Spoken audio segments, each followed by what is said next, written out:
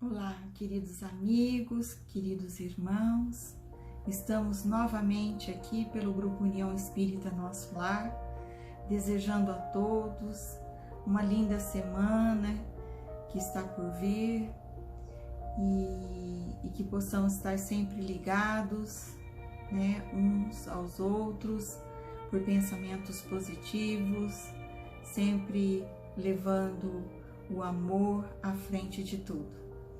Nesta noite teremos novamente o nosso querido irmão Aldo trazendo uma bela reflexão muito importante na nossa existência.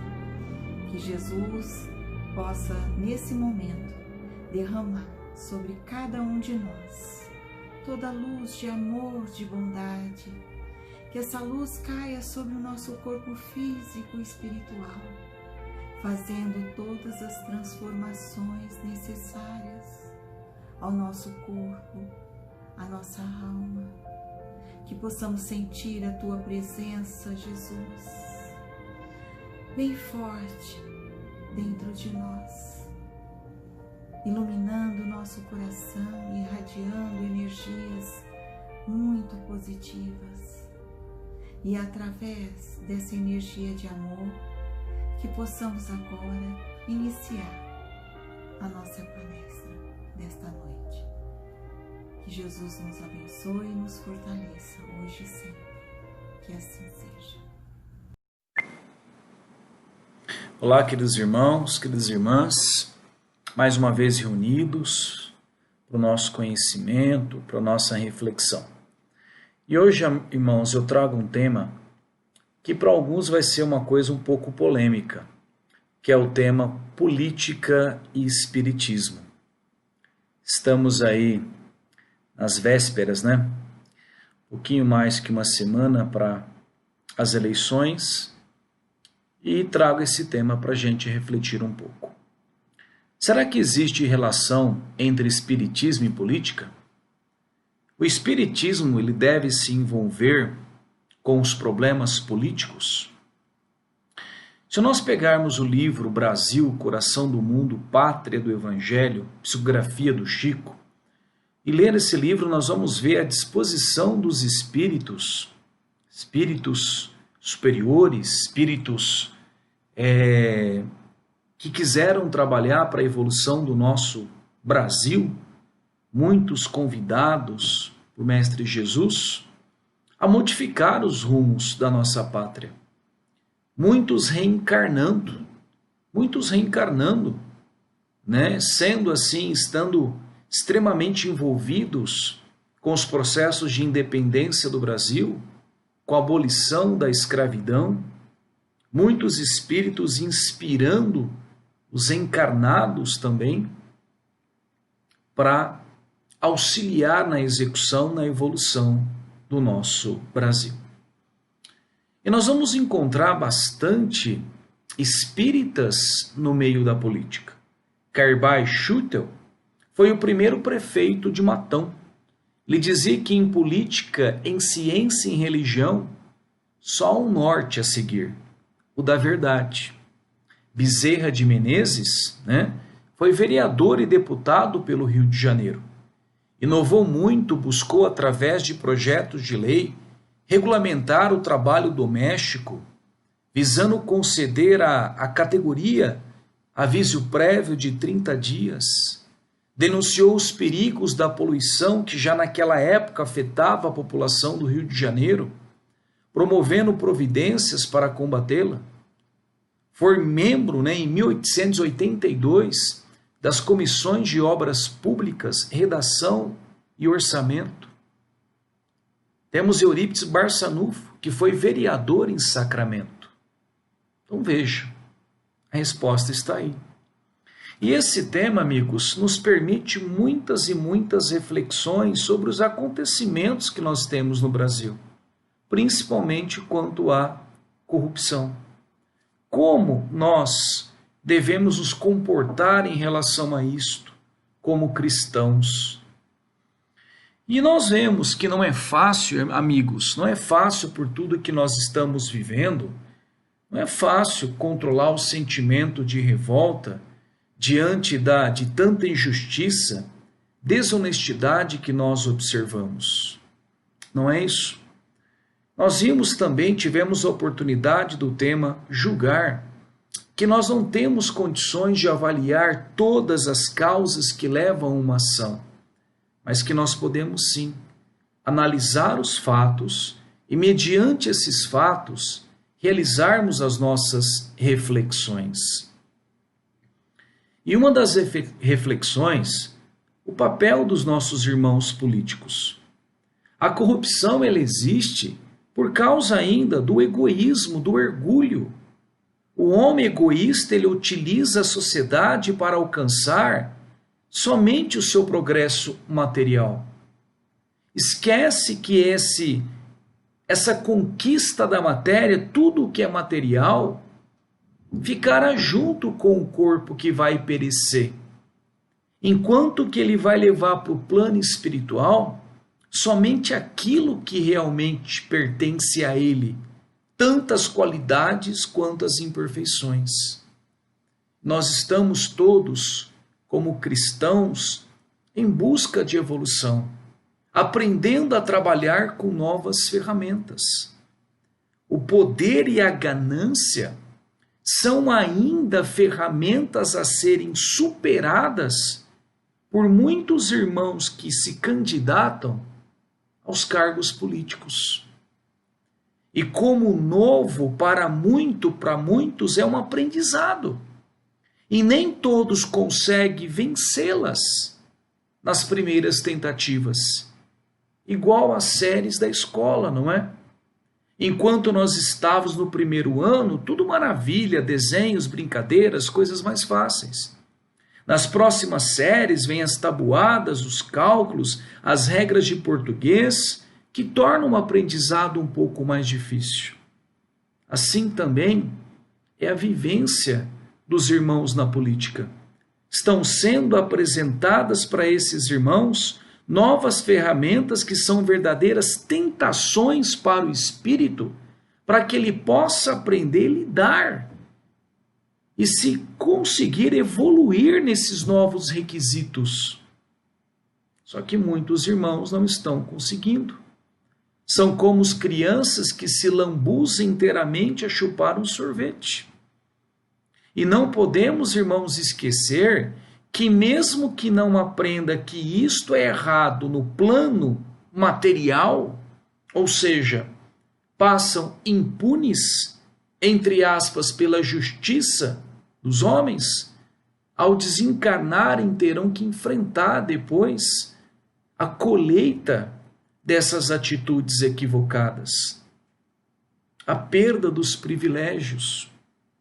Jesus, dizia que aqueles que se colocarem primeiro serão os últimos. No plano espiritual, de não poder mais esconder de ninguém o que fizeram, a vergonha das máscaras caindo, saber que o dinheiro que desviaram deixou centenas sem educação, merenda, saúde, provocando a morte indireta de muitos e que poderão ser muito cobrados pelas suas vítimas no plano espiritual. Kardec, no livro dos Espíritos, ele pergunta aos espíritos que se deve pensar do homem que procura, nos excessos de todo o gênero, os requintes do prazer. Resposta: pobre criatura, mais digna de lástima de que de inveja, pois está bem perto da morte. Ele continua: da morte física ou da morte moral? Eles respondem: de ambas. Raul Teixeira, ele diz que uma das suas... Ele estava numa capital, num encontro, fazendo exposições, palestras, e ele foi convidado depois a almoçar num restaurante ali perto da onde tinha sido o encontro. E naquela passagem em direção ao restaurante, ele viu uma mulher, uma mendiga, que estava mexendo na lata do lixo procurando algo para comer. E ele, muito emocionado com aquela cena, até pensou no restaurante em pedir alguma coisa para entregar para ela. E o seu mentor comenta assim com ele: que aquela mendiga foi em uma das reencarnações um político muito famoso no Brasil. E que naquela mesma avenida aonde a mendiga estava, chamou atenção para a placa. Ela recebeu a avenida o nome que aquele político famoso teve na reencarnação anterior. Naquela avenida, ele havia recebido muitas homenagens. E quando chegou na pátria espiritual, as máscaras caíram, viram tantos erros, entra numa sintonia de revolta, de desequilíbrio, que reencarna nessa condição e sem saber, sem ter a consciência, ela se liga à sintonia daquela região aonde ele recebeu muitas homenagens. E ela, sem saber, se permanecia presa naquele local, vivendo nas latas de lixo naquela região. Então, irmão, nós já sabemos que a semeadura é opcional, mas qualquer colheita é obrigatória, tanto para o bem quanto para o mal. E aí a gente pensa assim que talvez, por tudo que nós vivemos no nosso país, em termos de economia, em termos de política, de sociedade, que talvez nós poderíamos ter nascido em outras nações. Mas por que justamente no Brasil? Lembra que Chico comentava que em termos de reencarnação, ninguém erra de endereço. Ninguém erra de endereço em relação à família, às pessoas que nós vivemos e aonde nós estamos encarnados. Kardec pergunta assim para os espíritos, de onde provém o caráter distintivo que nota em cada povo? Ele recebe assim como resposta, assim como os espíritos reencarnam em uma determinada família pela sintonia, assim também ocorre entre os indivíduos que compõem uma nação, pela sintonia. Então olha que coisa, se nós estamos reencarnados no Brasil, nós nos sintonizamos com tudo isso, nos sintonizamos. No livro Brasil, Coração do Mundo, Pátria do Evangelho, Jesus pede para o espírito de Ismael, que é o coordenador dos trabalhos no Brasil, para trazer para o Brasil todos os espíritos que ainda precisavam conhecer o seu evangelho de amor e piedade. Espíritos que se equivocaram muito no passado, nas guerras mundiais, nas cruzadas, homens-bombas, desde a época do descobrimento, estão reencarnando aqui. O Brasil é escolhido por Jesus para ser a escola para os espíritos que necessitam ainda entender os seus verdadeiros ensinamentos, ou seja, nós. É o hospital que vem curar as nossas feridas espirituais. É o cárcere, a prisão, onde nós temos a oportunidade de sanar as nossas pendências com a nossa própria consciência. Então o Brasil, ele é escolhido por Jesus, para que todos os espíritos que ainda precisam entender o seu evangelho de amor e piedade, entender que Deus não quer guerra, entender que Deus, ele perdoa, ele ama todos nós, ele não quer a violência, ele não quer o sangue do irmão. Espíritos que se equivocaram muito no passado, são reposicionados aqui, para que numa família cristã, numa religião cristã, eles possam compreender pela primeira vez, talvez, esses novos caminhos, esse novo entendimento do que Jesus quer, do que Deus quer para nós. Então, irmãos, nós temos sintonia, nós estamos aqui porque nós merecemos estar aqui, nós precisamos estar aqui, nessa escola bendita. E se nós estamos, nós nos sintonizamos com tudo isso que acontece. Nós temos alguma coisa com tudo isto, não é? E o Brasil é escolhido como a escola, gente, porque o Brasil é o país no mundo que hoje tem mais pessoas que acreditam em Deus, maior número de católicos, maior número de religiões cristãs, é onde o espiritismo mais se desenvolveu. Então talvez seja uma oportunidade dos espíritos que ainda não entendem esse evangelho de Jesus, esse amor, essa piedade, esse Deus de perdão, para vir justamente conhecer dentro de uma religião cristã, independente de ser espírita ou não. E a gente tem a percepção que o Brasil ele evolui muito lentamente em termos de economia, em termos de política, de sociedade, né? Por quê? Quem está reencarnando aqui, gente, em sucessivas reencarnações? Aqueles que mais precisam aprender.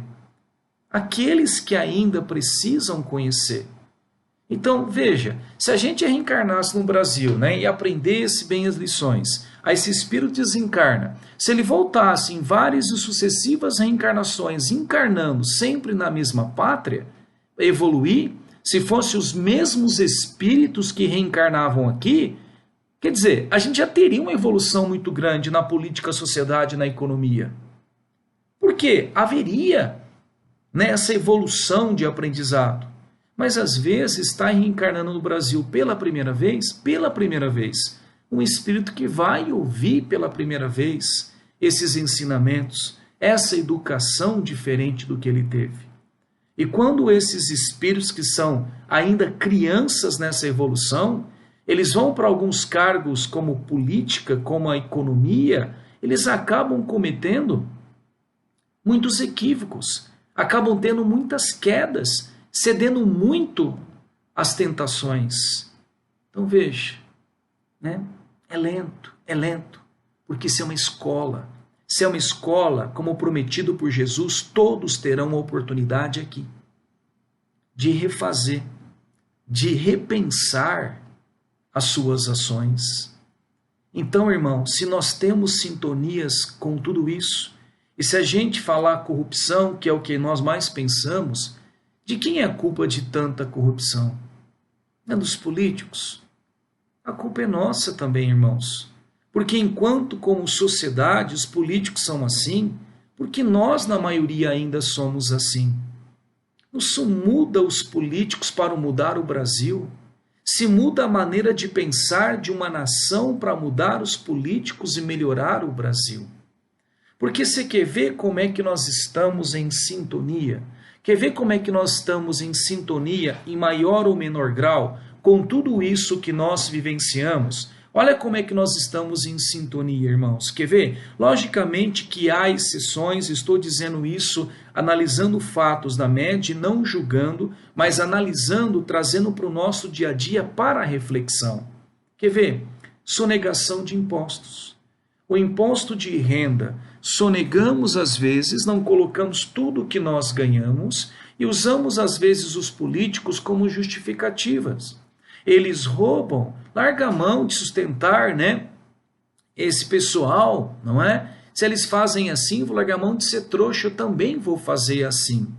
Quer dizer, né, justificamos os nossos atos, as nossas escolhas de sonegação de imposto, usando os exemplos do político. Eles fazem assim, também vou fazer assim. Quer dizer, condenamos e basicamente executamos a mesma ação. Esquecemos que Jesus disse, dai a César o que é de César.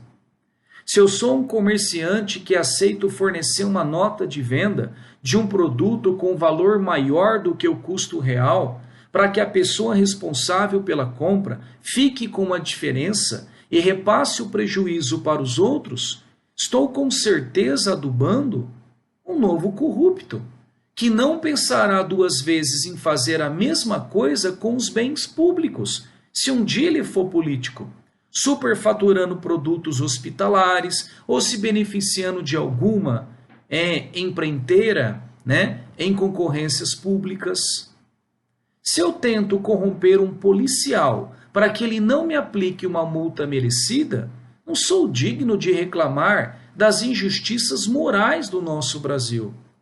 Se forneço um atestado médico a alguém que não precisa, ou me utilizo deste para não ir trabalhar, não sou diferente dos irmãos que estou apontando o dedo. O mesmo vale se eu estaciono em vagas para deficientes ou idosos sem me encaixar nessas categorias. Nossas escolhas e modos de agir de hoje ditarão os governantes que nós teremos amanhã. Quando nós temos asco ao ver o que ocorre hoje com a política brasileira, nós estamos, na verdade, vendo o reflexo da sociedade brasileira que ajudamos a construir e que fazemos parte dela também, em maior ou menor grau.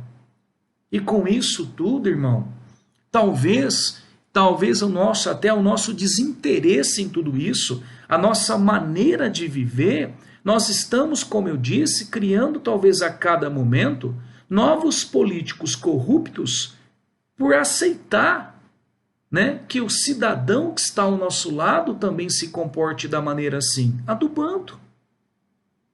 Quer dizer, se eu aceito, se eu endosso aquele que na sociedade hoje, endosso ele, aceito, permito que ele haja de uma maneira incorreta, quer dizer, eu estou dizendo assim para ele, meu amigo, tudo bem, sem problema, isso é normal, todo mundo faz assim. Não é? Se eu aceito alguém cortar uma fila na minha frente, se eu não falo nada, se eu aceito alguém dar um troco errado, se eu aceito alguém a me vender algo que eu não pedi, o que eu estou fazendo? Eu estou mostrando que dar o jeitinho funciona. Não é assim. Nas pequenas coisas do nosso dia a dia, se nós não exigirmos o nosso direito com educação, sem violência, porque não precisa disto, nós estamos permitindo, ou melhor, educando irmãos de maneira equivocada. Não é? Educamos de maneira equivocada. E não vamos esquecer que o político que hoje está no poder, ele foi um cidadão no passado. E ele às vezes não se tornou corrupto ao virar político. Ele era corrupto enquanto um cidadão. Simplesmente ao chegar lá em cima, o que ele vai fazer? Ele vai refletir a educação que ele teve. A educação do que quem chora mais, né? Quem pode mais, chora menos.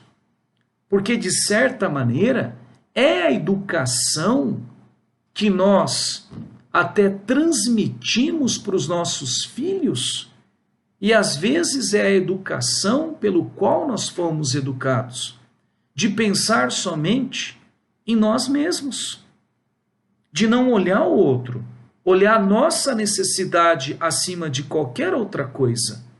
E o que eu estou dizendo é coisas pequenas. Como é que nós educamos nossos filhos? Filho, não deixa o amiguinho te bater, senta a mão nele. Quer dizer, se nem para o meu filho que a violência é a solução. Não seria mais sensato chamar os pais dessa criança ou os professores para resolver isso de uma maneira diferente? Às vezes, quando nós pedimos para o nosso filho, né, alguém ligou no telefone ou no celular, é uma operadora de telefone, alguém tentando vender, é do banco, eu falo para o meu filho, filho, fala que o papai e a mamãe não está. O que eu estou fazendo para o meu filho? Dizendo para ele que mentir dá certo. Quer resolver os problemas? Mente.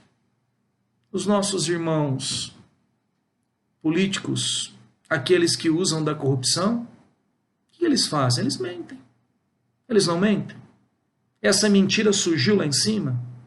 Eles foram educados com cidadãos aqui embaixo para realizar isso aí. Então verifica que a coisa não depende somente de lá. Nós temos também a nossa participação. Nós temos a nossa participação. E nós temos que começar, meus irmãos, a pensar também nisso. E de que maneira nós podemos auxiliar tudo isso?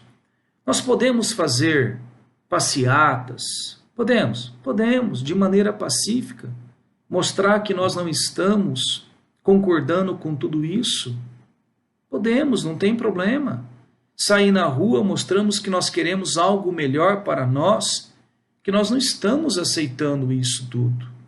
Jesus nunca perdeu a oportunidade de corrigir ou chamar a atenção para aquilo que estava errado, mas sempre de maneira pacífica.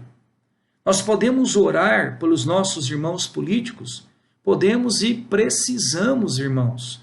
Quantos de nós já fizemos isso? Imagine no plano espiritual, naqueles lugares, como é que ele é.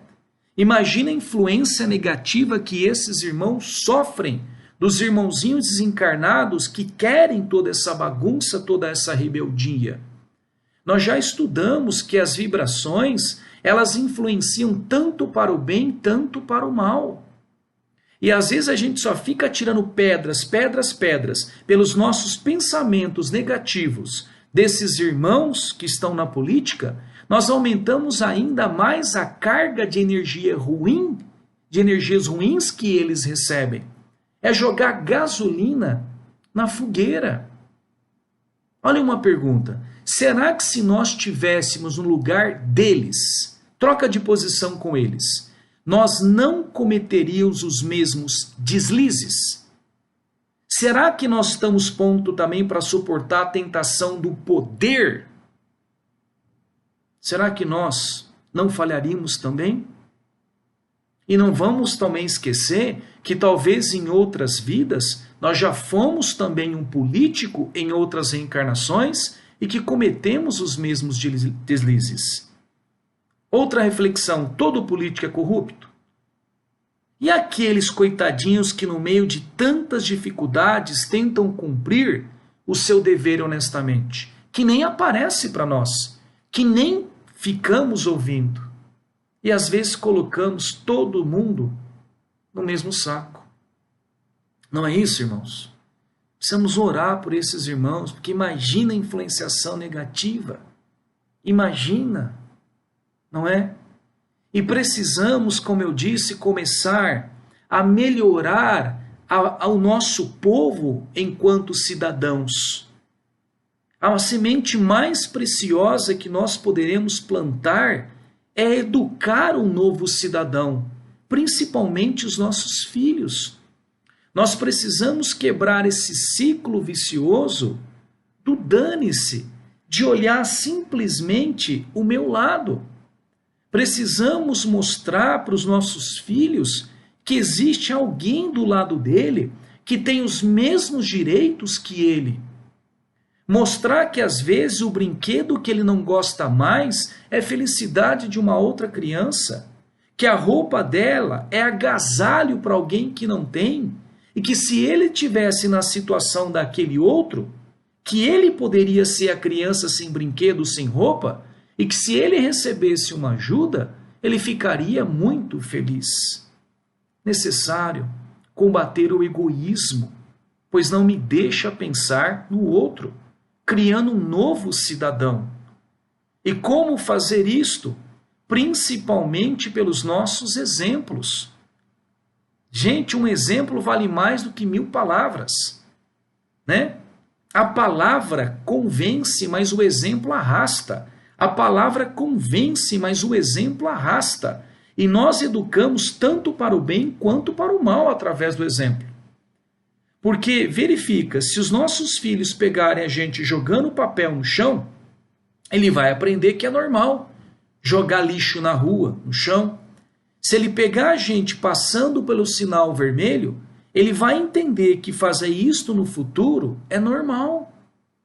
Precisamos educar uma nova maneira de pensar de uma nova geração, quebrar esse ciclo vicioso. Porque o político, o cidadão que vai virar político, chega lá em cima, ele reflete a educação que ele teve. Se nós conseguirmos uma nova maneira de pensar, de um novo cidadão mais preparado, que foi educado para pensar também no outro, ao se tornar o político, ele vai também executar as suas ações para pensar também no outro. Não é? Precisamos fazer essa mudança da maneira de pensar. E quem pode fazer isto? Cada um de nós, que já temos essa consciência a mais, que nós já adquirimos esse despertar para certas coisas, buscando os nossos direitos, sem violência, procurando educar aqueles que vêm, pensando no próximo, rezando pelos nossos políticos, parando de condenar todo e qualquer político, porque não são todos que executam aquilo que é mostrado na televisão. Precisamos. E nessas eleições, irmãos, nós não podemos mais votar como nós votamos. Nós não podemos mais. Nós não podemos aceitar essa troca. porque eu ganhei alguma coisa de algum político, eu vou votar nele em troca disso. Podemos, irmão. Não podemos. Não é? E olha, irmãos, nós também não podemos mais aquela história de ouvir de alguém que o político é bom sem pesquisar. Não dá mais, companheiros. Não dá mais. Não dá mais porque nós temos uma ferramenta nas nossas mãos, irmão. Digita sobre o seu político, aquele que você pensa em votar. Vai para sites confiáveis, cuidado com as fake news, cuidado com aquilo que você recebe. Verifica, não aceita a primeira informação, pesquisa em diferentes canais sobre aquele político, como é que é a vida dele. Pesquise. Pesquise se ele tem virtudes, o seu candidato, para ocupar aquele cargo. Virtude de honestidade, de determinação, solidariedade, simplicidade, visão do futuro e principalmente os seus valores morais. Pesquise.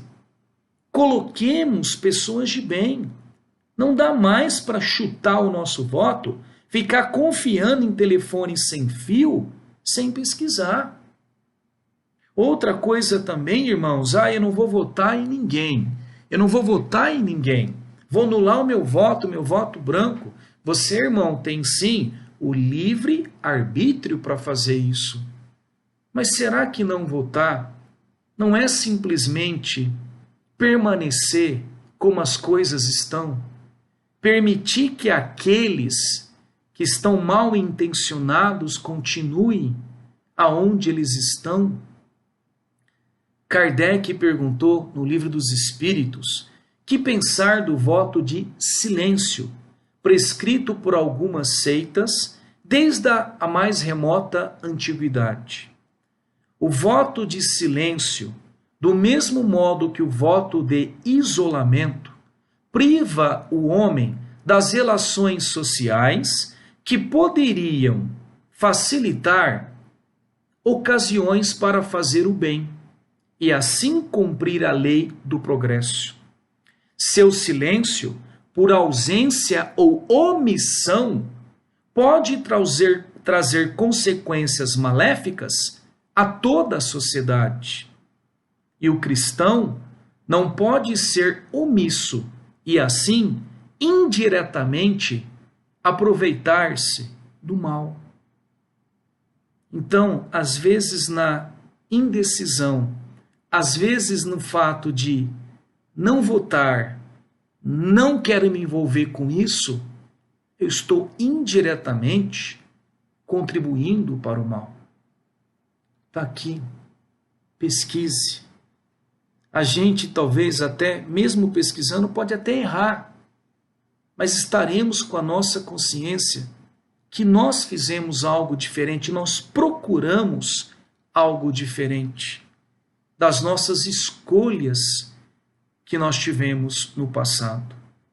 Então precisamos, não dá mais para a gente aceitar as coisas como elas são. As mudanças só ocorrerão se nós participarmos dessa mudança. Platão dizia que o preço que o homem de bem paga por não se envolver em política é ser governado pelos mal intencionados. O preço que o homem de bem paga por não se envolver em política é ser governado pelos mal intencionados. Então vamos, amigos, vamos, irmãos. Mudanças exigem a nossa participação. Se nós queremos um mundo melhor, nós temos que agir de maneira diferente. E essa mudança, você sabe que ela é extremamente lenta. Nós não vamos conseguir mudar tudo de uma vez, mas nós precisamos começar. Se a gente conseguir colocar uma pessoa um pouquinho melhor do que aqueles que estão, houve mudança, irmão. E assim vai.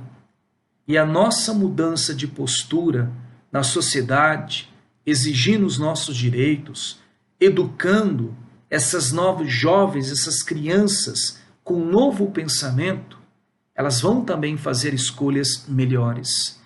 E a longo prazo, nós teremos cidadãos melhores, políticos melhores e, com toda certeza, um Brasil melhor.